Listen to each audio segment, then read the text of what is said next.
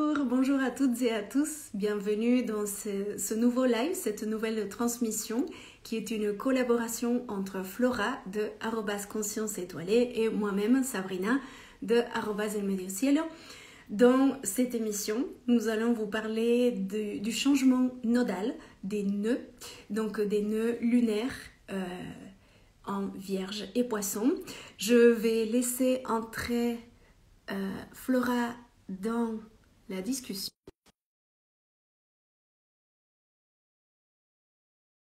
Alors, le temps qu'elle se connecte. Voilà. Salut! Salut Flora, comment vas-tu? Ça va et toi? Ça va, super contente de te retrouver, de retrouver notre chère communauté aussi pour parler Ouais, d'astrologie, pareil. ce qu'on aime le plus. Exactement. Est-ce que tu m'entends bien?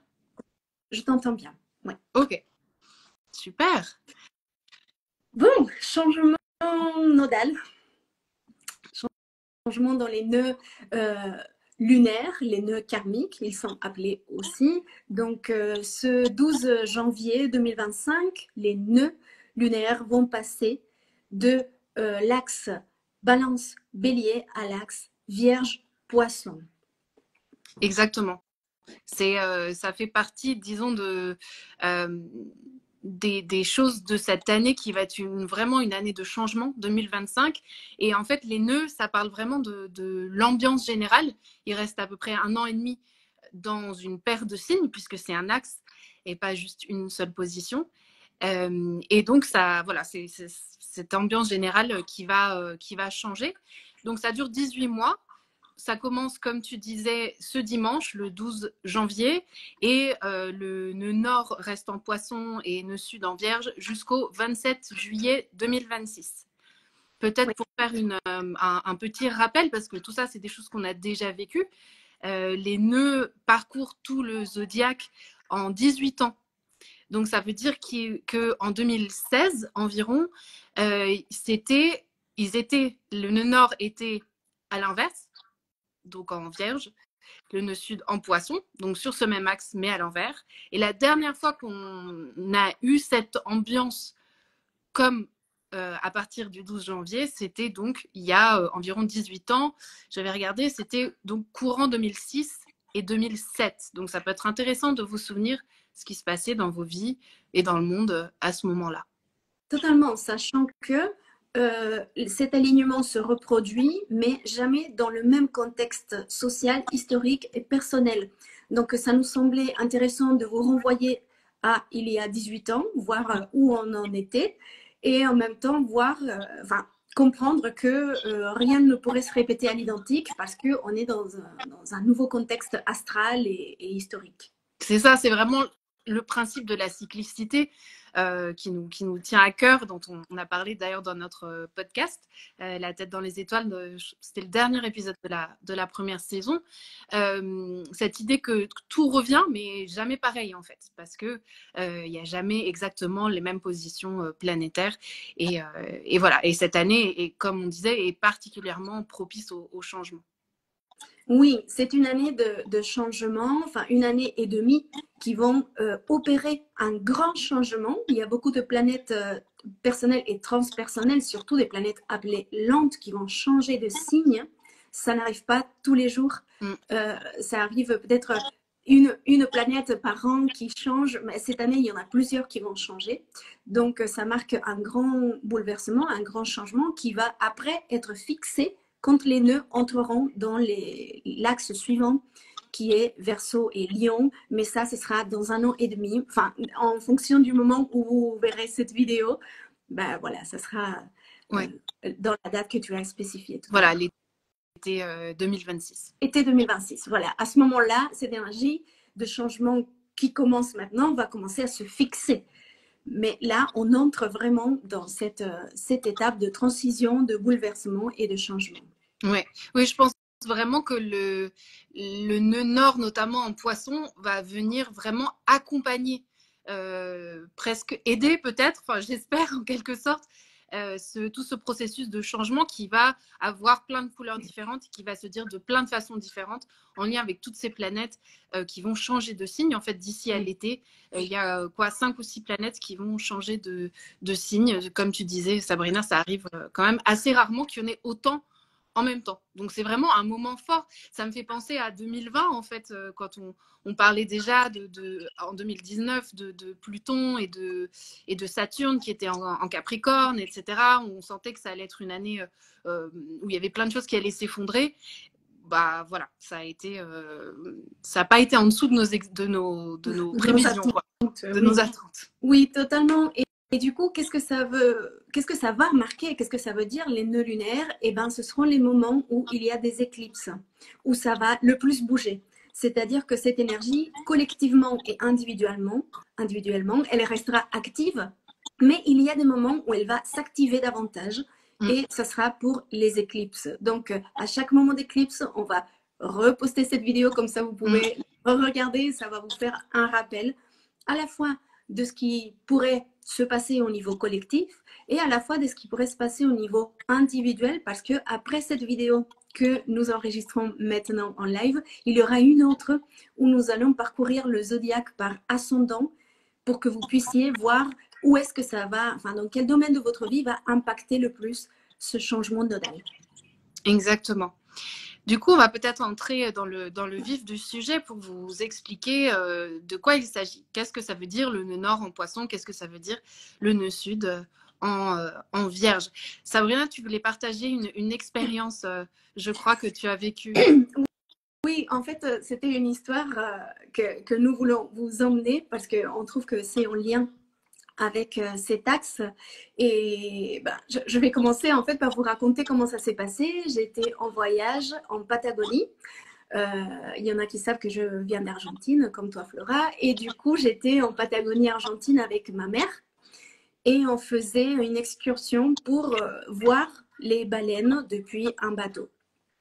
Alors, on est parti le matin très tôt pour aller voir les baleines. C'est une espèce de baleine, il faut le savoir, qui vient en Patagonie pour accoucher de ces baleineaux. Et du coup, elle s'approche beaucoup des humains en général et des bateaux, mais de façon amicale. Hein. Elles ne veulent pas attaquer ni rien. Mais les dimensions de ces énormes bêtes fait que, eh ben, elles sont assez imposantes quand même. Donc, on est parti, on était en bateau, un peu au milieu de la mer Argentine.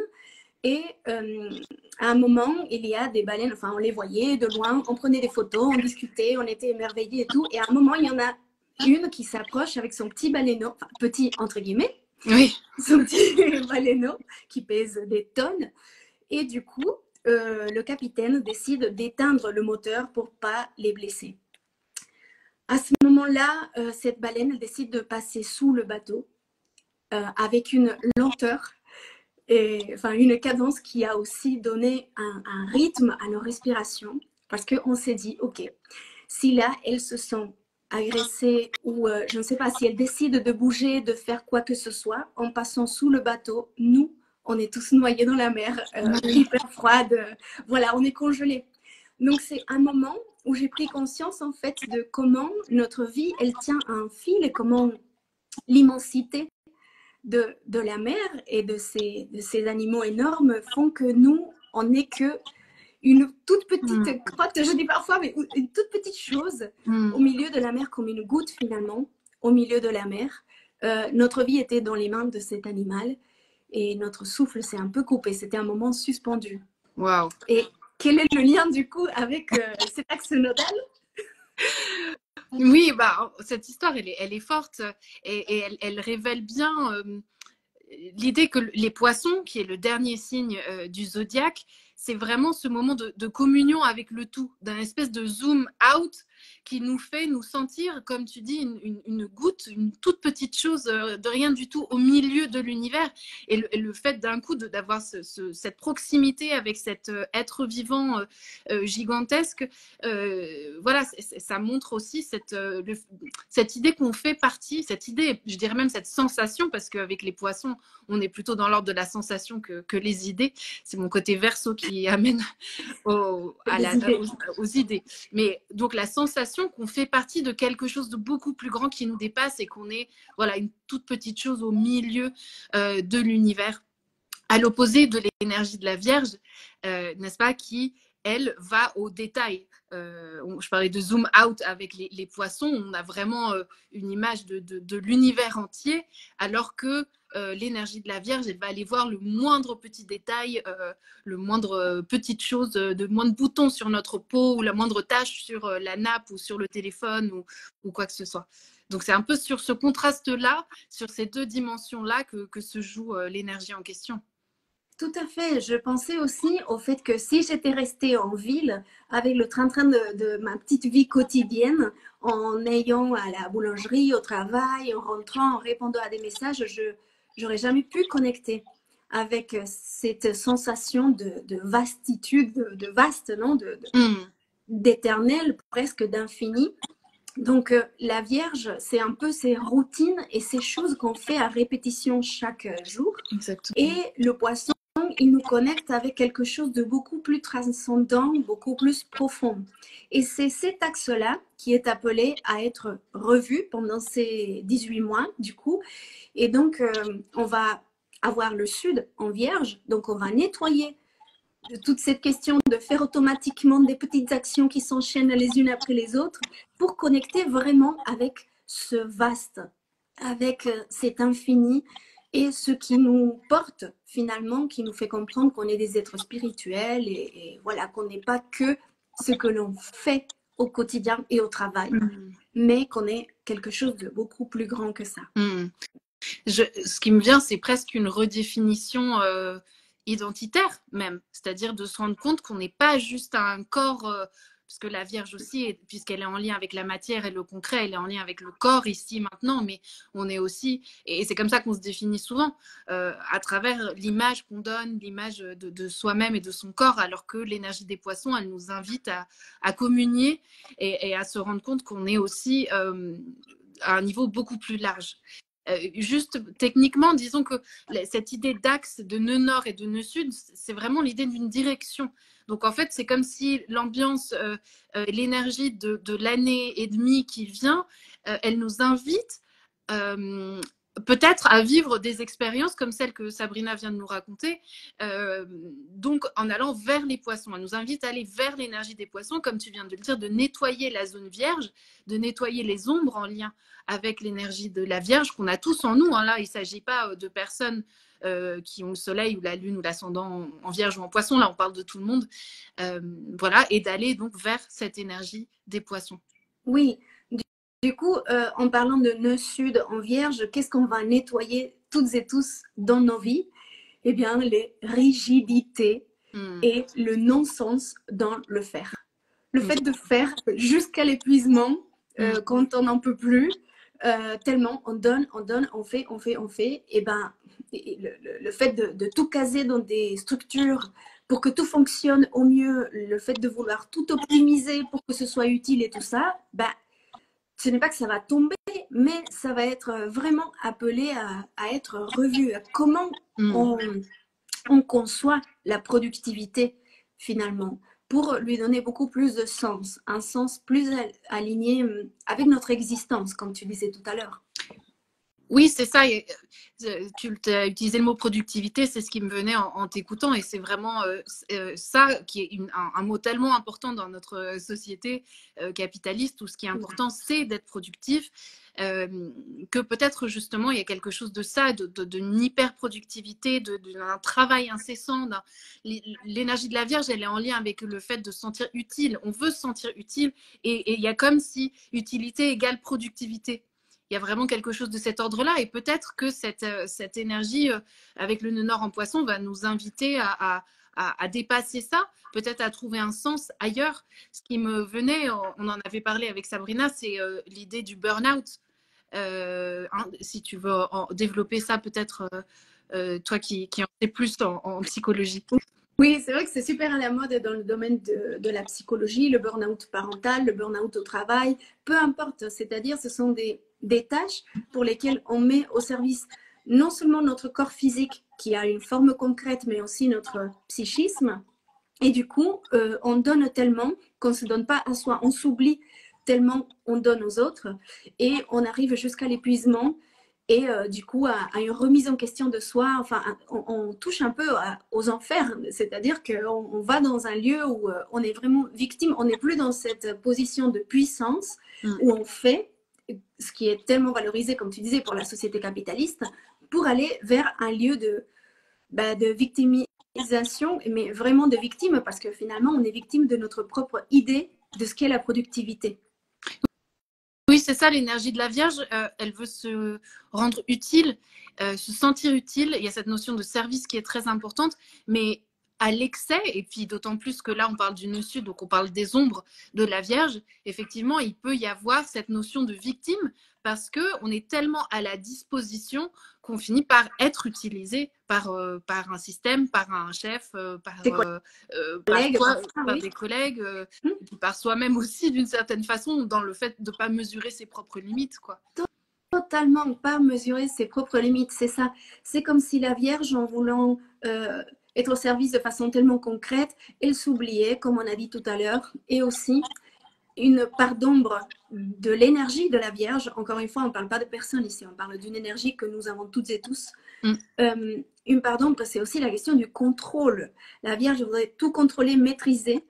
Et donc, ce nœud nord en poisson, il va nous dire, eh ben maintenant, on va dissoudre toutes les idées de contrôle, tu vas lâcher prise et tu vas t'abandonner dans les bras de quelque chose de plus grand que toi.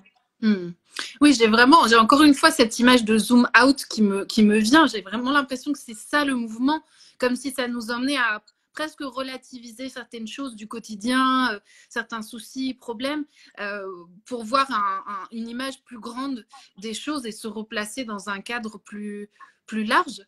À un niveau d'humanité. On parlait dans notre titre d'humanité nouvelle, peut-être qu'on peut développer ça. Pourquoi est-ce qu'on disait ça? Évidemment parce qu'on parle de changement.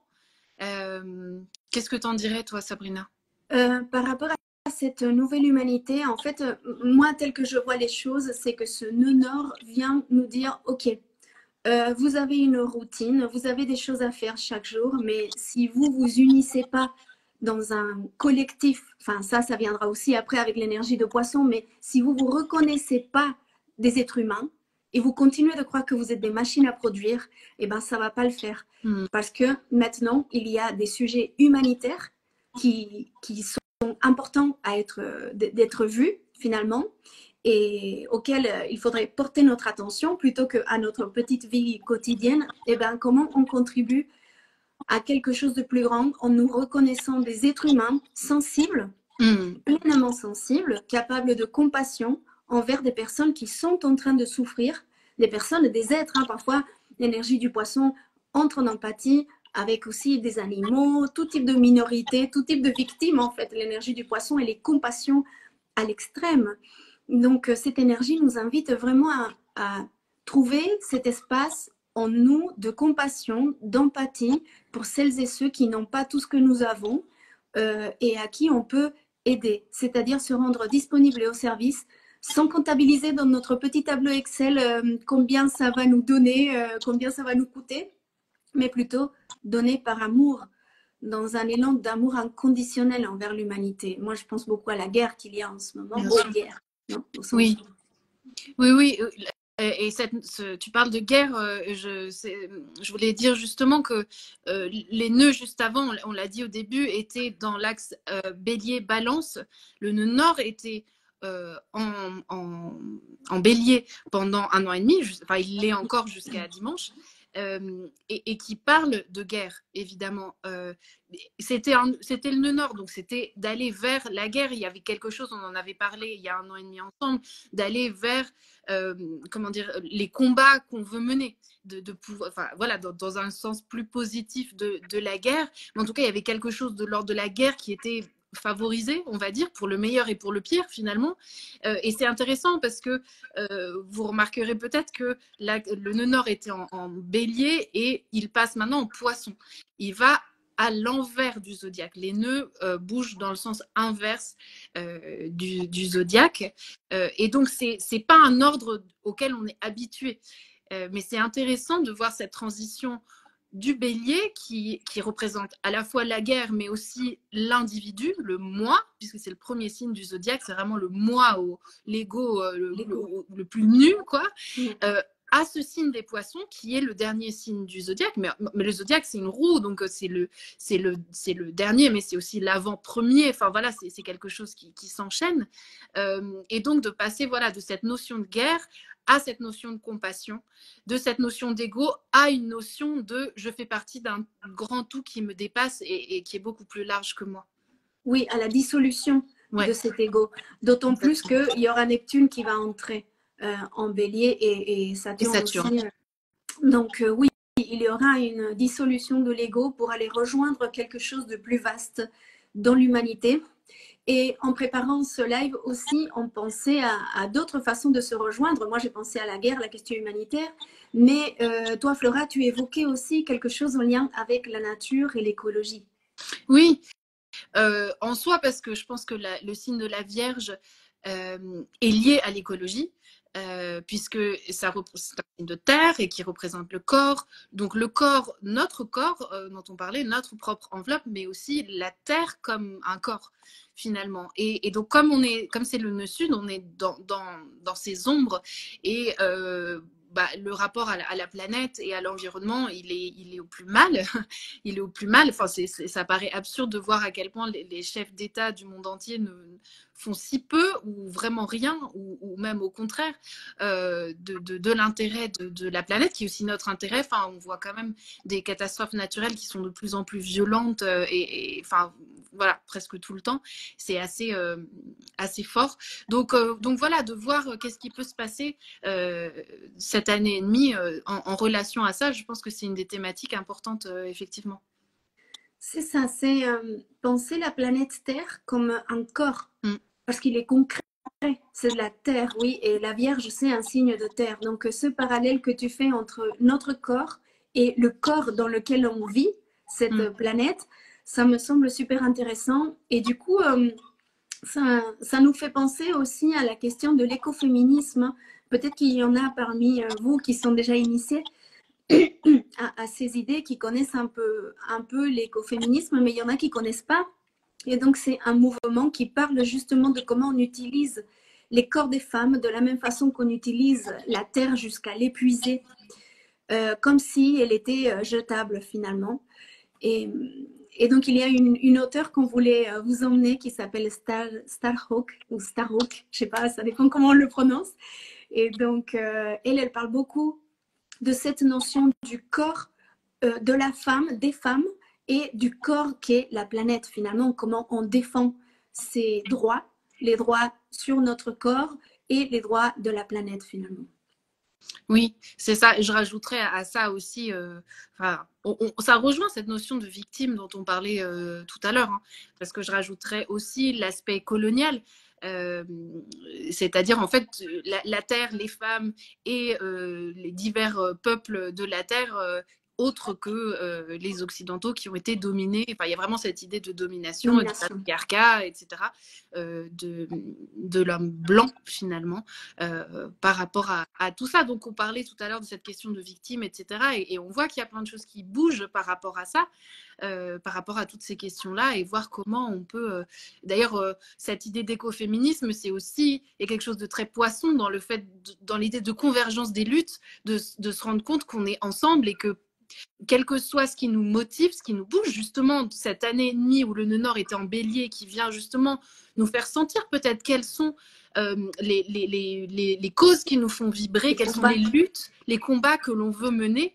Et maintenant, peut-être que ce nœud nord en poisson nous amène à voir, quel que soit ce qui nous fait vibrer, même si ce n'est pas la même chose, mais peut-être qu'on a des points communs et des convergences qui peuvent nous amener à lutter ensemble. Oui, notamment du côté humain, c'est-à-dire que nous sommes toutes et tous des êtres sensibles, nous avons besoin des autres, nous sommes interreliés et interdépendants, codépendants, toutes et tous. Donc, pour la construction de quelque chose de nouveau, il va falloir qu'on se réunisse, qu'on prenne conscience de notre propre humanité pour construire pour en construire une nouvelle, finalement. C'est ça, exactement. une nouvelle, dans cette idée, on énonçait, on parlait d'une nouvelle humanité, on n'est pas, enfin comment dire, c'est pas une vision bisounours, ou est-ce que c'est dans un sens positif ou non. En fait, toutes ces énergies, enfin souvent on me demande est-ce que c'est positif, est-ce que c'est négatif, est-ce que c'est un bon signe, est-ce que c'est un mauvais signe.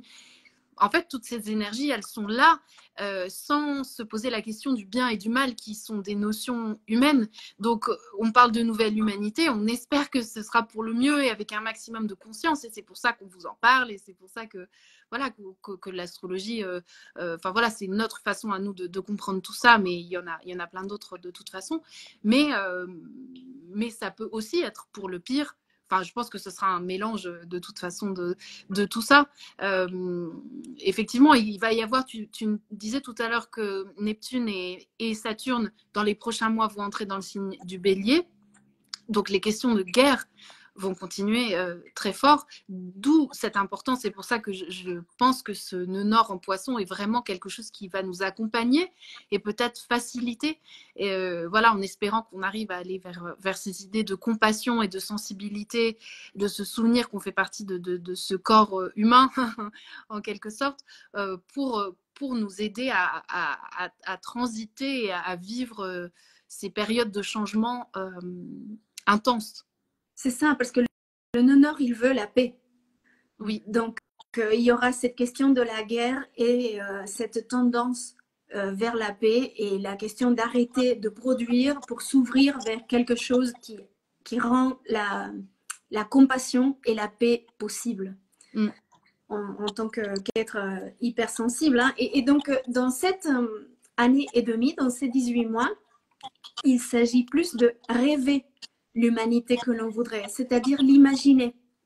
C'est plus dans les idéaux et pas forcément dans le concret. Après, ce sera avec, bon, comme on a dit tout à l'heure, dans l'axe Lion-Verseau, on va fixer un peu mieux ces énergies en la théorisant, etc., et en voyant quelle est notre place dedans. Mais là, c'est vraiment rêver collectivement, imaginer l'humanité que l'on veut un peu habiter, devenir et construire. Exactement. C'est vraiment, les poissons est vraiment le signe de l'imagination, du rêve. Et donc, il n'y a pas de limite dans l'énergie de poisson, aussi bien dans un sens négatif d'eau débordante, de tsunami, mais aussi dans le sens de ne pas se mettre de limite dans l'esprit, dans la tête, pour imaginer le monde qu'on veut vivre, quoi, le monde de demain. C'est ça, c'est ça. Et quand on imagine, il n'y a pas de limite. C'est un peu ce que tu as dit. Quand on rêve, il n'y a pas de limite. Tout est possible. Donc vraiment, si on veut être idéaliste, eh ben, on peut. C'est vraiment le moment pour imaginer cette société pacifique, bisounours, comme tu disais. Eh ben, c'est le moment de l'imaginer. Pas forcément de se dire comment on va se donner les moyens pour que ça arrive. Ok, non. Maintenant, c'est juste songer, rêver de quelque chose qui pourrait rendre cette terre plus un lieu plus vivable finalement, où il y aurait plus d'union, de compassion et de connexion émotionnelle surtout, et empathique entre les êtres, c'est-à-dire se mettre à la place de l'autre. Ouais. Eh ben, plus qu'à espérer et à rêver. Est-ce qu'il y avait d'autres choses qu'on voulait dire, Sabrina? Non, c'est par rapport aux rigidités mentales et tout ça, comment on va être obligé à lâcher prise vraiment de toutes nos petites obsessions, tout ce qu'on fait pour contrôler et tout ça. Ouais. Comme tu disais tout à l'heure, nettoyer la petite tâche, et ben maintenant ça va être un nettoyage énergétique général et nettoyage émotionnel, un peu comme un tsunami. Quand toi tu t'occupes de la petite tâche, et ben il y a le tsunami qui dit bah toi aussi tu pars avec la tâche. Enfin, on nettoie tout. C'est un nettoyage vraiment global, étendu et bien plus important de ce qu'on peut faire à sa toute petite échelle chaque jour. Ouais, il y a un mot qu'on avait utilisé quand on préparait et qu'on n'a pas encore utilisé, qui est le mot de déchet. Parce que effectivement, enfin la Vierge justement, la Vierge elle est associée.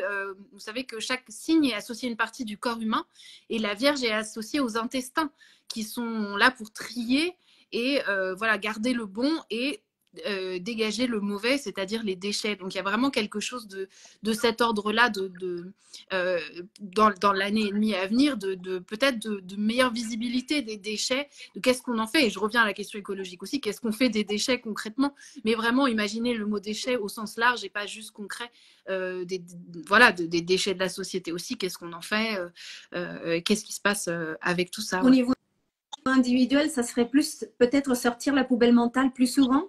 Ouais.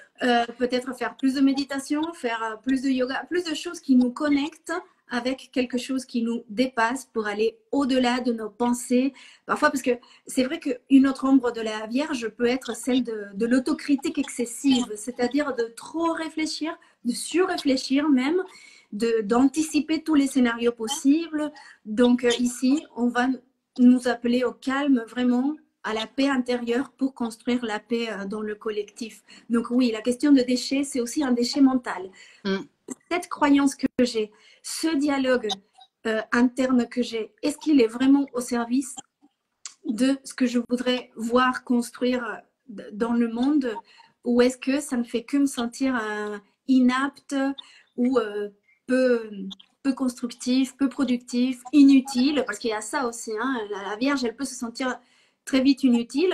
Donc oui, c'est dépasser ces croyances qui peuvent être limitantes, négatives et rabat-joie finalement pour aller vers quelque chose de beaucoup plus brillant finalement, mais pas brillant dans le sens de l'intelligence, mais dans le sens du rayonnement de l'être finalement. Exactement. Voilà. Et justement, on va faire une seconde vidéo. On va diviser pour que ce soit plus facile à écouter et à regarder pour vous dire, selon les différents ascendants, quel domaine de vie ça vient toucher. Parce que ce nœud nord et ce nœud sud transitent deux zones de vie pour chacun d'entre nous. Et on voulait vous en dire plus là-dessus. C'est ça. Donc, celle-ci est la première partie, du coup, la partie où on annonce quelles seront les énergies collectives. Et maintenant, on va passer à la deuxième partie dans laquelle on va parcourir le zodiaque ascendant par ascendant pour vous dire comment ça vous impacte. Donc, restez connectés.